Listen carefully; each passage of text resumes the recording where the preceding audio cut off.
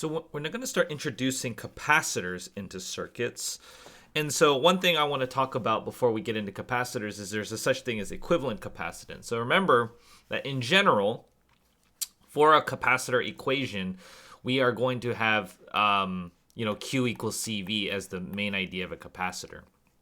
Now, if they can be, you can have capacitors that are in series, right, like this. And that means that whatever current flows in onto this capacitor, whatever the current is, right, the current going through here is the same current going through here by Kirchhoff's current law, right?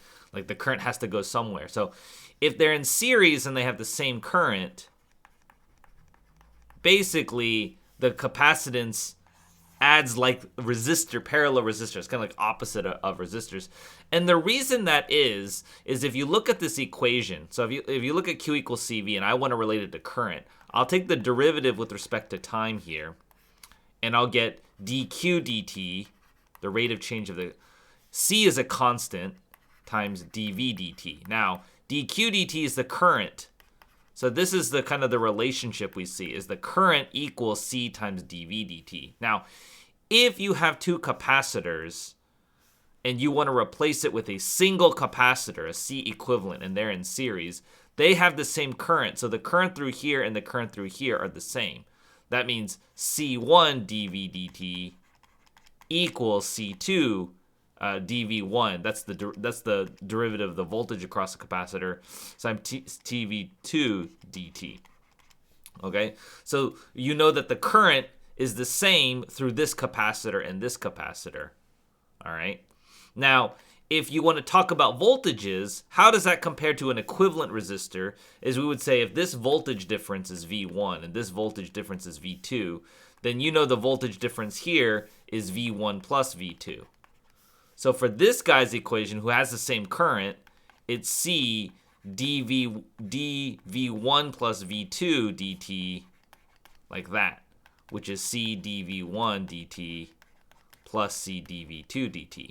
Because basically, this voltage drop is the same from here to here. You're going to sort of add the two voltage drops to get like the voltage drop here. Like the voltage across this resistor is just V1 plus V2 because of that, right? Because it's like an equivalent circuit. So because of that, anyway, you kind of get this relationship, but you know that, this is supposed to be C, this is C total, right? So this is C total times dV1 dt plus dV2 dt, okay?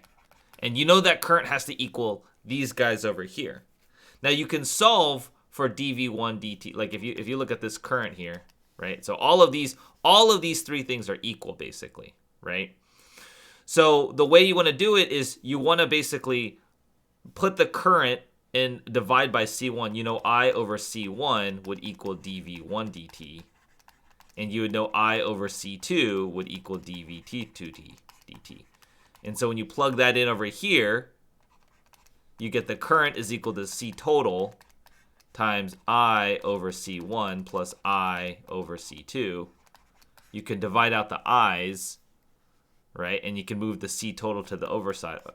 I over C total is equal to I, and you could factor out an I and get 1 over C1 plus 1 over C2, and the I's would cancel.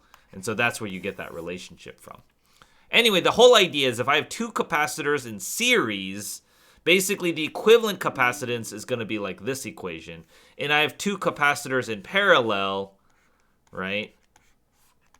C1 and C2. The equivalent capacitance is like you just add them up. So parallel capacitance is just add straight up, and series capacitance is add it as they, kind of like the parallel resistance equation. So it's kind of weird that it's reversed, but that's the main idea. In general, what you would say is if I put two capacitors in parallel, it's going to increase the capacitance. And if I put two capacitors in series, it's going to decrease the capacitance there. Okay.